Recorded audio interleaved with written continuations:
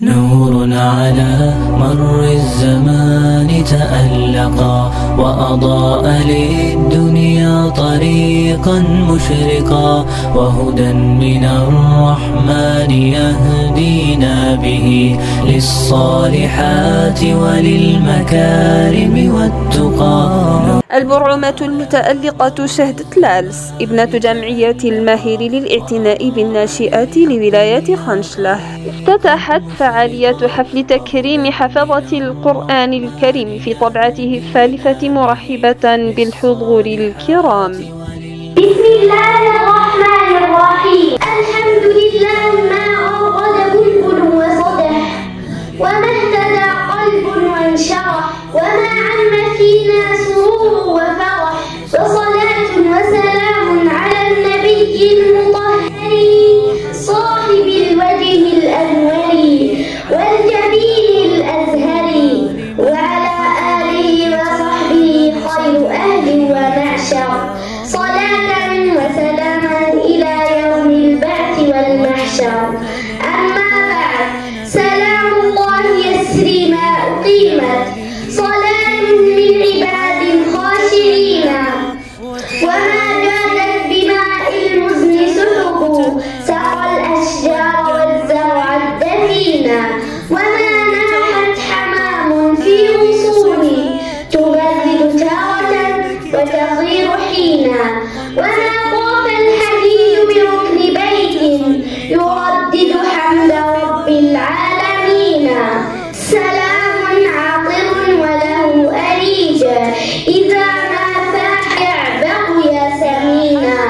أقدمه مع الإجلال شفعا، وفيه الحب ممزوجا حنينا، إلى الشهب الهمام عبد المجيد، وأعني تبونا للفرد الأمينا، وصحبه شنقريح المقدام حقا، سليل الجيش ثقة أمينا، فهذا العهد عهد الخير حقا، وعهد النور والإشراق فينا، فأمن واستقرار وخوف ولا، وعدل شامل للقاصدين. لقد عم البلاد في كل شبر، فأبناء الجزائر آمنين، وفي الطرقات إصلاح عظيم، تراها سهلة للسالكين، وإنعاش الزراعة غير خاف، لكي تكفي جميع المعوزين، وللمرضى مصحات وذور، وتوفير الدواء للعاجزين، فلا ثمن يقدم في علاج، كذا التعليم مجانا لدينا، فكم من نعمة وجميل صنع ستبقى دائما أثرا سنينا،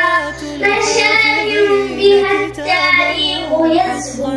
ويفخر معلنا من مصرين، مناظر في ربانا ساحرات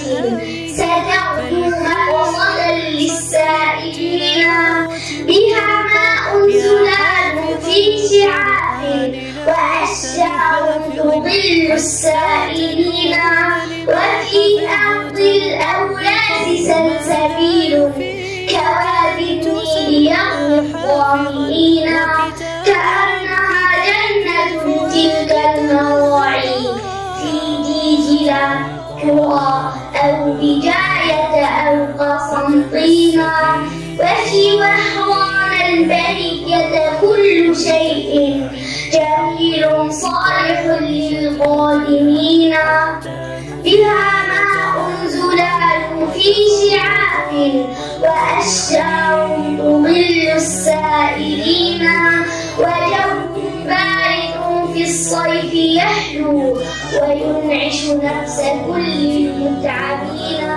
جزى الله الحكومة كل خير، كذا الجيش وكل تحققا. يا أمتي القرآن حبل نجاتنا، فتمسكي بعراه كي لا نغرقا.